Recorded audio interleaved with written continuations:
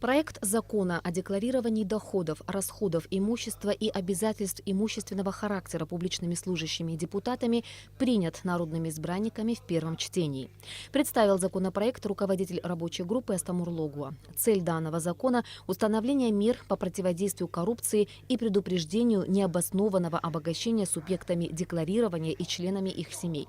Практически весь депутатский корпус поддержал данный законопроект и согласился с необходимостью принятия в нашей стране антикоррупционных мер. В то же время, по мнению некоторых депутатов, данный закон сырой, и над ним необходимо еще поработать.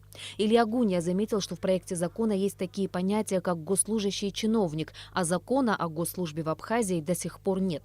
В предлагаемом проекте закона прописано, кто именно попадает под понятие госслужащего, отметила Астамур Логуа. Кроме того, как подчеркнул депутат, закон о госслужащих должен быть принят в ближайшее время. Поэтому и говорим, что давайте в первом чтении его примем, и потом на правовом комитете еще раз проведем слушание, и, наверное, в развитии закона антикоррупционного и в преддверии закона о госслужбе это будет хорошим началом. Представитель президента в парламенте поддержал законодательную инициативу. Но, как отметил Дмитрий Шамба, чтобы данный закон работал, необходимо внести изменения в уголовное и уголовно-процессуальное законодательство. Данный законопроект может постичь судьба также и закона о противодействии коррупции, который будет принят, который, к сожалению, мы можем сегодня констатировать, что те ожидания, которые были, когда его принимали, они не оправдались, и закон не работает. И чтобы данный законопроект, который сегодня мы рассматриваем, без соответствующих изменений не будет работать. Поэтому в первом чтении, а потом уже совместными усилиями дальше соответствующие профильно-отраслевые изменения в законодательство необходимо вносить. В конце декабря 2018 года Кабинет министров Абхазии своим постановлением внес ограничения на потребление электроэнергии для так называемых майнеров криптовалют. По мнению депутатов, постановление подготовлено с нарушениями, так как адресовано юридически несуществующим субъектам и ограничивает незапрещенный вид деятельности. Депутаты приняли обращение, в котором рекомендуют правительству отменить это решение, а также разработать и предложить Народному собранию поправки к действующему законодательству, нормативно закрепляющему данный вид деятельности. Еще одно обращение, принятое Кабинету министров Абхазии, касалось вопроса изменений в приложениях 223 и 224 статей Уголовного кодекса Республики Абхазия. Уже несколько месяцев мы как приняли в первом чтении законопроект об увеличении в статьях сроков наказания за распространение наркотических средств и перевозку через государственную границу. Уже 2 письма Кабинету министров было направлено для увеличения крупного и особо крупного размера, дабы разграничить человека, который употребляет, и человека, который распространяет. Не можем людей сажать на серьезные сроки заключения, если мы не разграничим их. В конце заседания народные избранники вернулись к обсуждению вопроса создания комиссии по изучению ситуации, связанной с разведкой и добычей углеводородного сырья на территории Абхазии.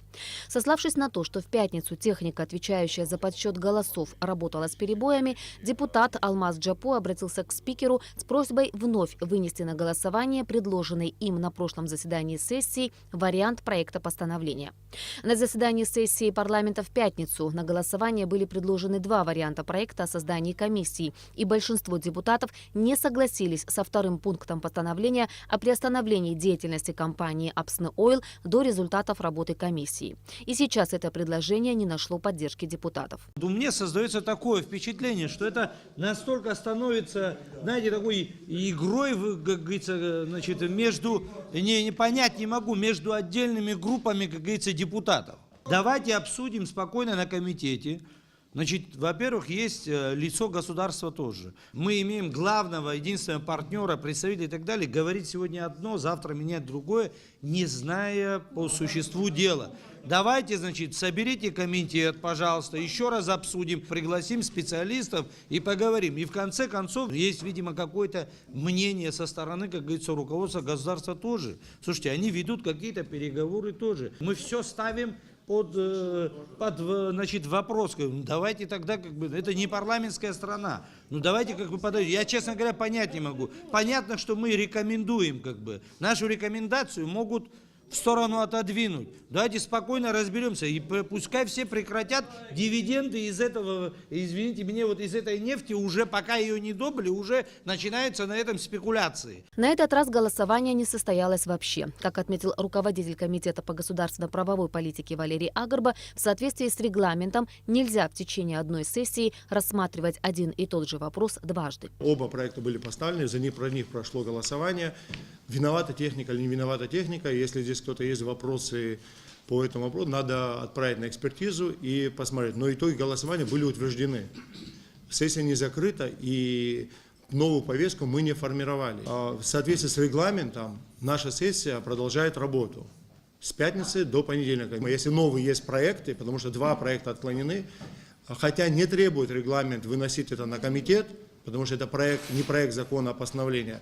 Но, тем не менее, было бы необходимо, чтобы каждый субъект законодательной инициативы, в том числе каждый депутат, и президент, и генеральный прокурор, и председатель Верховного суда, могли ознакомиться с новым проектом, рассмотреть его в комитете с приглашением и специалистов, и кого необходимо будет из органов власти пригласить, рассмотреть и на ближайшее заседание сессии вынести новый проект. Такой возможностью воспользуется депутат Рауль Лолуа, который сообщил коллегам, что на следующее заседание сессии парламента вынесет свой вариант проекта по обсуждаемому вопросу. По мнению Рауля Лолуа, насколько правомерны заключенные с нефтедобывающими компаниями договоры и соответствуют ли они Конституции Абхазии, должен решить Конституционный суд. Депутат также не видит необходимости в создании парламентской комиссии. Таким образом, следующее заседание сессии парламента будет полностью посвящено обсуждению темы разведки и добычи нефти на территории Абхазии.